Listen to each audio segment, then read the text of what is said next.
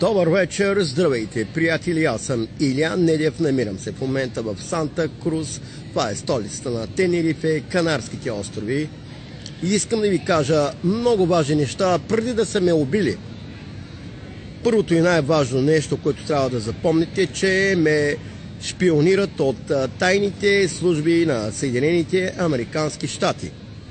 И освен това от морското военно контрразузнаване на Испания. Даже ми пратиха във Фейсбук, кой ми влиза във Фейсбука и IP адресът е точно в морето от един кораб, от който също ме атакуват с психотронно оръжие, за да падна, да рухна. Но ако бях човек, до сега щях да умра.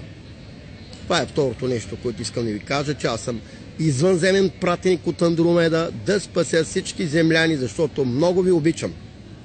Третото нещо, което искам да ви кажа, че ако динозаврите бяха умрели следствие на сблъсък с астероид, къде е кратера? Той ще бъде невероятно голям, като се удари в Земята, и да не забравяме, че Земята е крушовиден сфероид.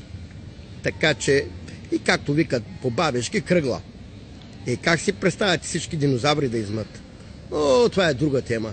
Аз ви казах, това са лоши извънземни, които слагат импланти, бомби в хората. Тогава са ги сложили в динозаврите и в един миг всички са умрели. Това ни чака, приятелче. 21 септември 2016 година. Търся начин да ви помогна и да спасим Земята. Не само Земята, и космоса. И говоря за нашата галактика и дори нашата Вселена, защото от паралелната Вселена има много лоши извънземни, които са невидими за нас. Да ги наречем невидимите. За тях друг път ще говоря, тя е най-лошата извънземна раса, която иска също да покори орионци, сирианци от Слънцето. Те са много по-могъщи и са от паралелна Вселена и може всички ни да унищожат. И затова мисля какво да правим. Обичам ви, приятелчета. Поздрави, Тенерифе, Илиян Недев. Чао, сладърчета, обичам ви. Това е. Много ви обичам. Обичам Земята, обичам Андромеда, дори обичам орионци, сирианци, дори обичам съществата от Слънцето, защото невидимите идват. И от тези паралелни вселени, какво ни чака, направо нямам думи. Това е, шпионират ма дори извънземните и не искам да бъдете пионки и слуги на тези лоши извънземни. Обръщам се към американското правителство, към Обама. Ей, президент, ти си добър човек. Не дей и служи на тези тъмни сили. Говоря, че си рептил, че си гущер. Не си. Ти си добър човек. Наистина, щом са те избрали. Но вече идва да те сменят и наистина на твоето място ще бъде Хилари Клинтън, защото имам информация от бъдещето, понеже оттам ме атакуват.